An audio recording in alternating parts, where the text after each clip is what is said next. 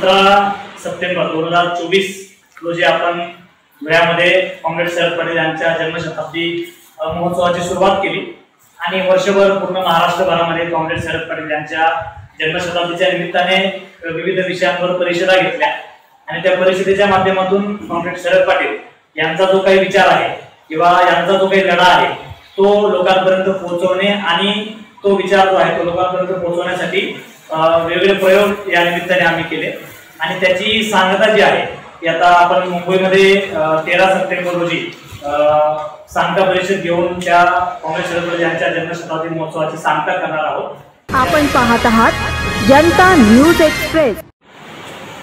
2025 शनिवार रोजी मुंबई शहरात डॉक्टर बाबासाहेब आंबेडकर भवन दादर येथे कॉम्रेड शरद पाटील जन्मशताब्दी सांगता परिषदेचं आयोजन करण्यात आलेलं आहे। कॉम्रेड शरद पाटील हे महाराष्ट्र नव्हे तर एक देशामधलं वादळी व्यक्तिमत्व राहिलेलं आहे। वादळी व्यक्तिमत्व या अर्थानं वादळी व्यक्तिमत्व या अर्थानं की कॉम्रेड शरद पाटलांनी इतिहास, संस्कृती, धर्म आणि तत्वज्ञानाच्या क्षेत्रामध्ये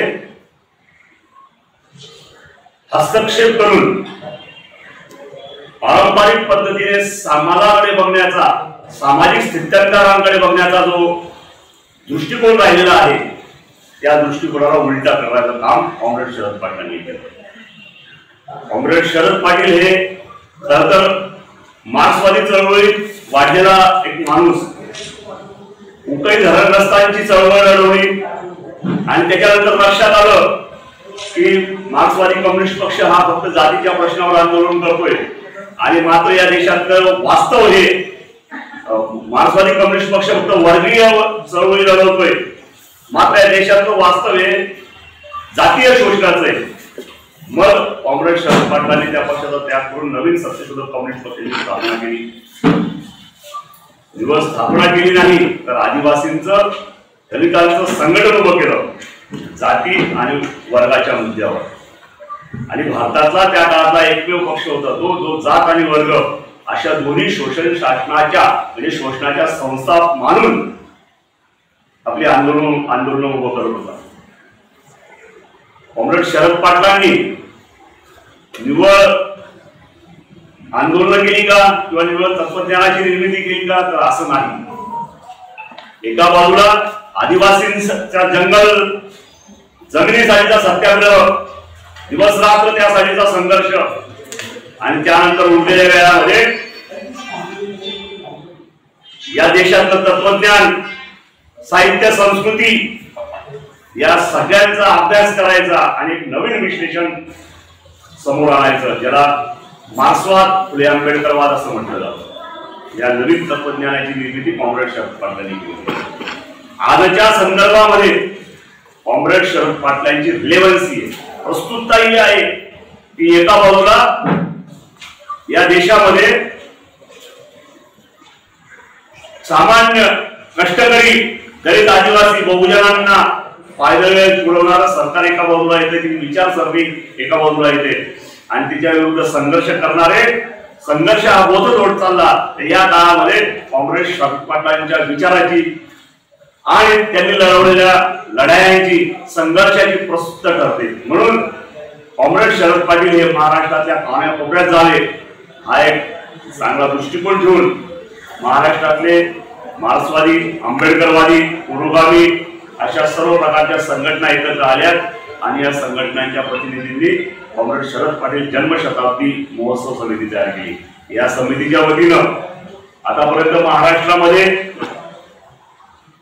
धुळ्यापासूनची सुरुवात झाली ते औरंगाबाद, अमरावती, कोकण, बोगादे, अलिबाग, नांदेड, परभणी, नाशिक, जळगाव या सर्व जिल्ह्यांमध्ये कॉम्रेड शरद पाटलांच्या विचारांवर एक चर्चा आणि मंथन घडून आणलं। कॉम्रेड शरद पाटलांची चळवळीची रणनीती असेल, कॉम्रेड शरद पाटलांच्या तत्वज्ञानाच्या संदर्भातलं काय म्हणणं असेल, कॉम्रेड शरद पाटलांचा इतिहास आणि संस्कृतीबद्दलचं जे म्हणणं आहे ते सगळं या सगळ्यांच्या संदर्भात एक चर्चा आणि मंथन महाराष्ट्रात गेल्या वर्षभरात घडवून आणलेलं आहे.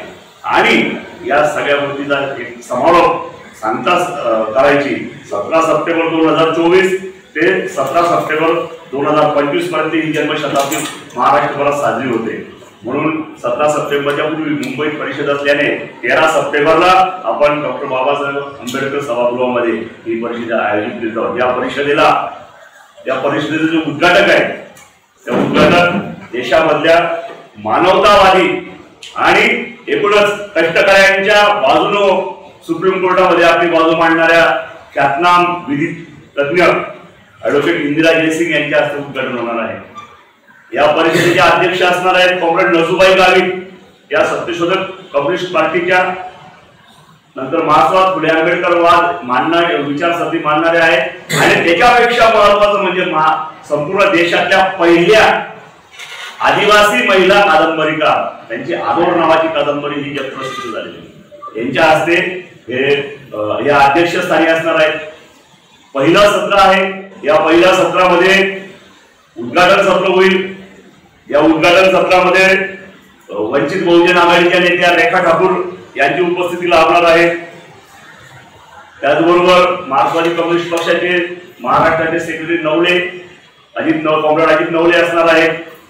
समाजवादी चळवळीतले राधा कांदळकर असतील आणि शेतकरी कामगार पक्षाचे मुंबईचे भाई राजू कोरडे हे याच पहिल्या उद्घाटन सत्रामध्ये असणार आहेत. या सर्व समाजवादी असतील, मार्क्सवादी असतील, या आंबेडकरवादी असतील, या सगळ्या विचारसरणीचे लोक पहिल्या उद्घाटन सत्रामध्ये असणार आहेत. दुसऱ्या सत्रामध्ये कॉम्रेड शरद पाटील यांचं अत्यंत लोकशाही क्रांती आणि कॉम्रेड शरद पाटलांचं योगदान या विषयावर चर्चासत्र डॉक्टर उमेश बगाडे जे औरंगाबादचे त्यांच्या अध्यक्षतेखाली होईल. त्या चर्चासत्रामध्ये डॉक्टर प्रदीप गोखले पुण्यातले, डॉक्टर प्रमोद कुमार बागळे हे बनारसचे आणि डॉक्टर रमेश कांबळे मुंबई विद्यापीठाचे हे वक्ते आणि विचारवंत आपले विचार मांडतील. एका बाजूला चळवळीचे कार्यकर्ते जे संघर्षरत आहेत आणि दुसऱ्या बाजूला एकूणच अभ्यासक आणि तात्विक बैठक असणारे लोक, अशा प्रकारचा हा दिवसभराचा कार्यक्रम असणार आहे. या कार्यक्रमामध्ये सांस्कृतिक आघाडीच्या वतीने सांस्कृतिक जलसा देखील साजरा केला जाणार आहे. मधल्या काळामध्ये साधारणतः महाराष्ट्रभरातून मोठ्या संख्येनं लोक या परिषदेला येण्याची शक्यता आहे. मी आपल्या माध्यमातून मुंबईकर आणि महाराष्ट्रातील लोकांना आव्हान करतो की या परिषदेला आपण उपस्थित राहून परिषद यशस्वी करण्यासाठी सहकार्य करावं. धन्यवाद. जवळपास सामाजिक चळवळीमध्ये काम करणाऱ्या सगळ्यांनाच माहिती असते. साधारणपणे 1970च्या दशकामध्ये आता 19व्या शतकात या देशामध्ये भांडवलशाही आणली झाली, परंतु तरीही जाती व्यवस्थेच्या माध्यमातून होणारं शोषण हेच प्रमुख होतं. म्हणून फुले असतील, बाबासाहेब असतील किंवा वेगवेगळ्या सामाजिक चळवळी देशभर आपण ज्या उदयाला आल्या त्या सगळ्यांनी जवळपास जाती व्यवस्थेच्या विरोधी संघर्ष केला सुरू केला. परंतु स्वातंत्र्याच्या नंतर 1960च्या नंतर इथं जे भांडवली उत्पादन संबंध होते, भांडवलशाही आलेली होती, त्याच्यामुळं एक वर्ग तयार होत होता आणि त्यामुळं त्याला ऍड्रेस करणारे, त्याच्या विरोधात संघर्ष करणारे मार्क्सवादी जे गट पक्ष होते ते एका बाजूला जाती व्यवस्थेच्या विरोधामध्ये संघर्ष करणारे, दुसऱ्या बाजूला.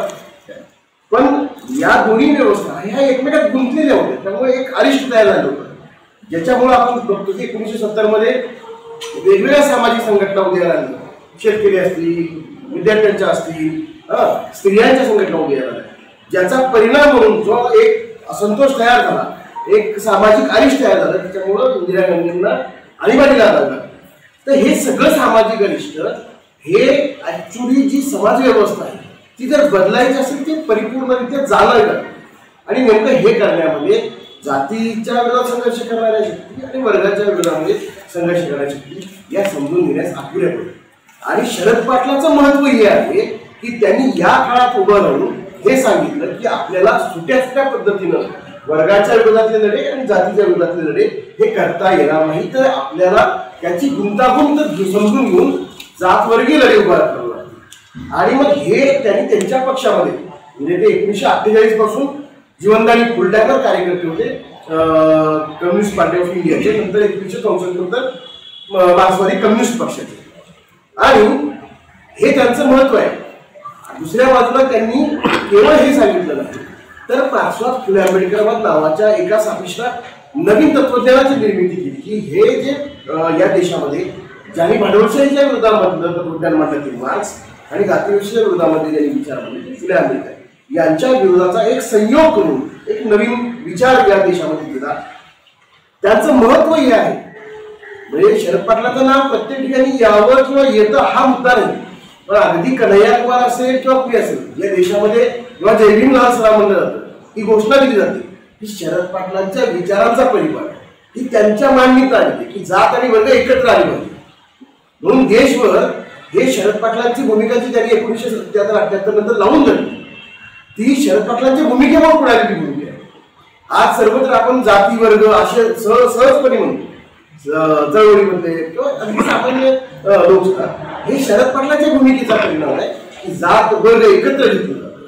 आणि आज त्यामुळंच जेव्हा की जसं कॉम्रेड सिद्धार्थ जगदेव म्हणाले की परिस्थिती मोठ्या प्रमाणावरती आव्हानात्मक बनलेली, देश एका ट्रान्सफॉर्मेशन मधनं जातो आहे. दलित, शेतकरी, आदिवासी, कष्टकरी एकूण बहुजन जनता यांच्या अस्तित्वाचा प्रश्न निर्माण झालेला आहे. या देशामध्ये या बहुजन महामानवांनी प्रचंड मोठा संघर्ष करून जे लोकशाही संस्था घटनात्मक संस्था निर्माण केल्या त्याच्या अस्तित्वाचा प्रश्न निर्माण झालेला आहे. आणि दुसऱ्या बाजूला सर्वसामान्य जनता हिच्या रोजीरोटीचा प्रश्न तर गंभीर बनलेलाच आहे, पण एकूण त्यांना अस्मितेच्या प्रश्नांमध्ये वेगवेगळ्या पद्धतीनं अडकवून तो अधिक चिघळवला जात आहे. आपण बघतो आहोत की या महाराष्ट्रामध्ये वारकरी परंपरा, सुफी परंपरा आहे आणि यांना एक शतकांची संवादाची परंपरा आहे ती सगळी धोक्यात आणून आपल्याला वेगवेगळ्या सामाजिक घटनांमध्ये तणाव निर्माण करण्याचं फुले, शाहू, बाबासाहेबांनी, महात्मा गांधींनी या देशामध्ये महाराष्ट्रामध्ये जी सामाजिक संवादाची एक परंपरा निर्माण केली तिला या मागच्या 5-10 वर्षामध्ये न लावलं गेलेलं आपण बघतो आहोत. ती विण मुस्कटली जात आहे आणि अशा आव्हानात्मक परिस्थितीमध्ये कॉम्रेड शरद पाटील यांचा विचार आणि त्यांनी उभारलेले लढे हेच दिशादर्शक ठरणार आहे. आणि याच्यावर बऱ्यापैकी आता एक संमती पण तयार होते आणि म्हणूनच औरंगाबादच्या बैठकीमध्ये मोठ्या प्रमाणावरती आंबेडकरवादी आणि पुरोगामी पक्ष संघटना व्यक्ती सामील झाले आणि त्यांनी हे ठरवलं की बाबा आपण शरद पाटलांचा जो काही जन्मशताब्दीचा जो विचार आहे किंवा हे आहे तो मोठ्या प्रमाणावरती साजरा केला पाहिजे. कारण शरद पाटलांनी एका अर्थानं या आपलं काम उभं करत असताना कुणाची भीडभाड न ठेवता केली. म्हणजे मी बाबा काही कुणाच्या मर्यादा दाखवतोय म्हणून मला अनुयायी मिळतील का मला रेकग्निशन मिळेल या कसल्याही गोष्टींचा विचार न करता हे केलेला आहे. आणि म्हणूनच काही अंशी शरद पाटलांचा विचार व्यवहार ज्या गतीने जायला पाहिजे होता, ज्या प्रमाणावरती पसरला पाहिजे होता तो पसरला, परंतु तिथं रेकग्निशन जे आहे विषय त्यांच्या वाट्याला आले आणि हे आजच्या परिस्थितीमध्ये सर्वांनी एक ओळखलेलं आहे. म्हणून मोठ्या प्रमाणात लोक एकत्र आले आणि त्यांनी ठरवलं. आणि धुळ्यामध्ये 17 सप्टेंबर 2024 जेव्हा की त्याचे जन्मशताब्दी वर्ष सुरू झालं अक्षरशः हजारो लोक धुळ्यामध्ये जमले आणि एक विराट रॅली निघाली. गोपाळ गुरु, नसुबाई गावित, रावसाहेब कसबे यांनी लोकांना मार्गदर्शन केलं आणि तिथून जे सुरू झालं ते जसं कॉमेडी सिद्धार्थ जवळपास 12-13 ठिकाणी शरद पाटलांच्या विचार आणि व्यवहाराचा आढावा घेणारे कार्यक्रम झाले की जेणेकरून एक पुन्हा नव्यानं बदललेल्या परिस्थितीमध्ये अगदी काय म्हणूया त्याच्यात काही लोकांना भर टाकायचं तरी एक बदललेल्या परिस्थितीमध्ये शरद पाटलांचा विचार व्यवहार गेला पाहिजे या पद्धतीनं या अपेक्षेनं हे कार्यक्रम केले गेले. आपण सगळेजण जाणतो की मुंबई ही महाराष्ट्राची राजधानी आहेच आहे, पण एकूणच देशभराचं एक महत्वाचं केंद्र असलेलं शहर आहे आणि इथं या ठिकाणी शरद पाटलांच्या जन्मशताब्दीचा जो कार्यक्रम आहे तो सांगता परिषदेचा कार्यक्रम इथं होणं गरजेचं आहे. या भूमिकेतनं 13 सप्टेंबरला हा कार्यक्रम आपण आयोजित केला आहे. ऍक्च्युली तो 17 सप्टेंबरला होता, परंतु एकूण लोकांना थोडं सोयीचं पडेल म्हणून शनिवार आहे म्हणून तो 13 तारखेला घेतलेला आहे. आणि याच्यामध्ये पुन्हा एक महत्त्वाचा मुद्दा जो आहे की या कार्यक्रमाची एकूण रचना करत असताना आम्ही असं बघितलं की जे आपण बघतो अलीकडे फार मोठ्या प्रमाणात की लोक सोशल मीडियाच्या किती आहारी घेत आपण सगळेच जाणवलं लागतो. एकूण गॅजेट्स आहेत किती आहारी घेत, एक साधी मोठी पोस्ट सुद्धा लोक वाचत. पण हे बघून आम्ही सातत्याने आमचं असं म्हणणं असतं की बाबा विचार आणि व्यवहार कार्य हे दोन्ही महत्वाचं आहे. दोन्ही लोकांनी हे केलं पाहिजे, त्याचं साधलं पाहिजे. आणि म्हणून आम्ही या एकूण जी परिषद आहे या परिषदेची रचना अशी केली आहे की एका बाजूला प्रत्यक्ष जमिनीवर काम करणारे जे पक्ष संघटना आहेत त्यांचे प्रतिनिधींना प्रमुख पाहुणे म्हणून ते आपल्याला मार्गदर्शन करणार. म्हणजे जसे कॉम्रेड अजित पवार असतील किंवा राजा ठाकरे असतील, रेखाताई ठाकूर असतील, या वेगवेगळ्या पक्ष संघटनांचे हे नेते कार्यकर्ते आहेत. हे करणार नजूबाई गावित आणि त्यांची उभी हयात आदिवासींना संघटित करण्यामध्ये त्यांच्या पत्रावर लिहिण्यामध्ये घालवली. आणि ज्या ॲडव्होकेट इंदिरा जयसिंग जी आहेत त्याचं एक महत्त्वाचं वैशिष्ट्य म्हणजे या जेव्हा 1980च्या दशकात 1982 मध्ये शरद पाटलांनी आदिवासींच्या हक्कांची लढाई लढत असताना एक पिटिशन दाखल केली होती सुप्रीम कोर्टामध्ये की वनजमिनी जी आहे आदिवासींच्या नावावर केली जाईल. आणि ती जी पिटिशन आहे ती पिटिशन या इंदिरा जयसिंगांच्या मार्फत दाखल केली होती. त्याच्या संदर्भात सुप्रीम कोर्टामध्ये युक्तिवाद केला. या इंदिरा जयसिंग ह्या भारताच्या पहिल्या सहाय्यक ॲडिशनल सॉलिसिटर राहिलेल्या आहेत. त्या मोठ्या प्रमाणावरती ज्याला ह्युमन राईट्सचे जे केसेस त्या लढवत आहेत त्यावर. आणि दुसऱ्या सत्रामध्ये ज्यांनी शरद पाटलांच्या विचारांशी एका अर्थाने एंगेजमेंट ठेवली असे लोक म्हणजे रमेश कांबळे असतील किंवा प्रदीप गोखले जे आहेत यांनी वेगवेगळ्या पद्धतीने शरद पाटलांशी वाद संवाद केलेला आहे, त्यांच्याशी डिबेट केलेला आहे. आपण मुद्दामून अशा लोकांनाही बोललोय की केवळ स्तुती पाठक असं नाही तर त्यांच्या विचाराची ज्यांनी एंगेजमेंट ठेवली, त्यांनी डायलॉग केला, तर त्या लोकांनाही आपण म्हणजे प्रदीप गुप्ते आहे, रमेश कांबळे यांनी तर आपण या लोकांना त्या दुसऱ्या परिसंवादामध्ये शरद पाटलांच्या एकूण याचं जर बघितलं आपण विचारांचं ध्येय बघितलं तर जातीचा अंत जात्यांत हे त्यांचं एकूण विचार आणि व्यवहाराचं एक केंद्रबिंदू राहिला, एक ध्येयवाद राहिला. आणि नंतर 80च्या दशकानंतर त्यांनी जात्यंतक लोकशाही क्रांती या देशात कशी घडून याचा सूत्र ठेवून विचारांची मांडणी केली. म्हणून आपण दुसऱ्या सत्राचा जो विषय आहे तो जात्यंतक लोकशाही क्रांती आणि मग त्याला शरद पाटलांनी कशा पद्धतीनं योगदान दिलेलं आहे याची चर्चा हे अभ्यासक करणार आहेत.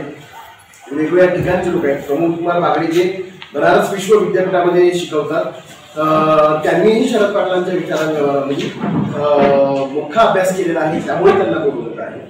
आणि अशा पद्धतीनं हे दिवसभराची परिषद हा कार्यक्रम आयोजित आपण केलेला आहे.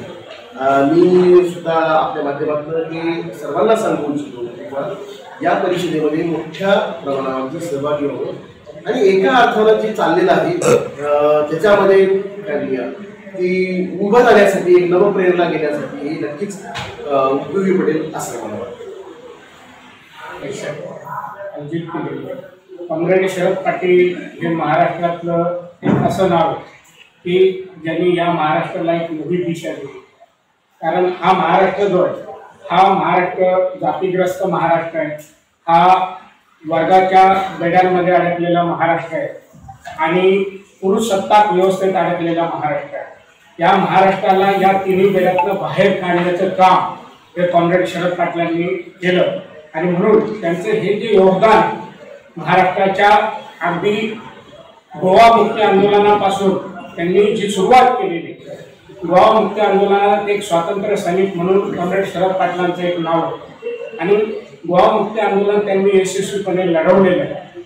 म्हणून त्यांचं हे योगदान मोठं राहिलेलं आहे. एका स्वातंत्र्याच्या लढ्यामध्ये शेवटपर्यंत लढलेला स्वातंत्र्य सैनिक.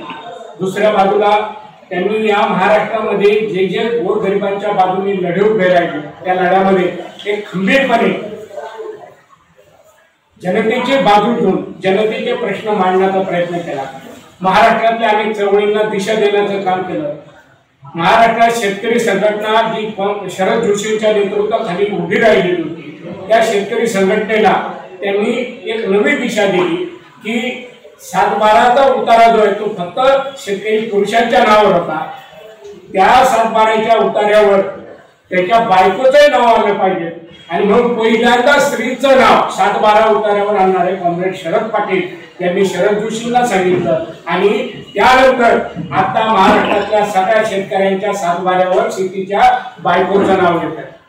ही मोठी क्रांती महाराष्ट्रात कॉम्रेड शरद पाटलांच्या नेतृत्वाखाली घडली आणि चांदोडला जी महिला परिषद झाली शेतकरी संघटनेची त्याच्यामध्ये शरद जोशीने हे डिक्लेअर केलं आणि त्यानंतर ते महाराष्ट्राला लावलं. दुसरी महत्वाची गोष्ट शरद पाटलांनी काय केली तर नामांतराची लढाई मराठवाडा विद्यापीठाला डॉक्टर बाबासाहेब आंबेडकरांचं नाव मिळालं पाहिजे यासाठी जो संघर्ष उभा राहिला. प्रामुख्याने या महाराष्ट्रातल्या दलित चळवळीत तो संघर्ष करत होता. आंबेडकरवादी संघटना फक्त ते आंदोलन करत होते. शरद पाटलांचं योगदान असं राहिलं की हजारो आदिवासींना साक्री आणि नवापूर आणि नंदुरबार बद्दल घेऊन ते मुंबईच्या दिशेने मोर्चाने पायी चालत आले.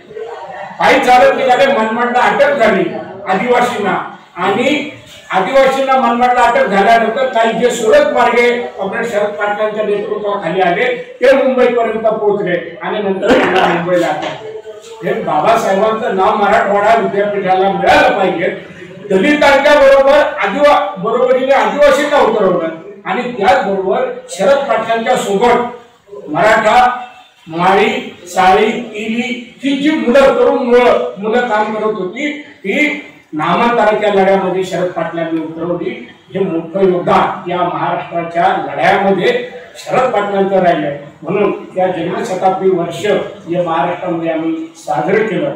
महाराष्ट्रातल्या गावागावात हा शरद पाटलांचा आपल्या जातीच्या पलीकडे जाऊन आंदोलन उभे करणं लढ्या उभ्या करणं समतेचा विचार जनतेला देणं आणि जातीअंताचा विचार जनतेमध्ये नेणं ही मोठी भूमिका कॉम्रेड शरद पाटलांनी महाराष्ट्रात पार पाडलेली. त्याचबरोबर त्यांनी या देशातला इतिहास संस्कृती साहित्य कला या सगळ्या क्षेत्रामध्ये एका तत्वज्ञानाच्या आधारावर मांडणी केली. म्हणून शरद पाटील हे नाव महाराष्ट्राच्या इतिहासात साहित्य संस्कृती या सगळ्या क्षेत्रामध्ये महत्वपूर्ण असं नाव अभ्यासकांमध्ये आहे.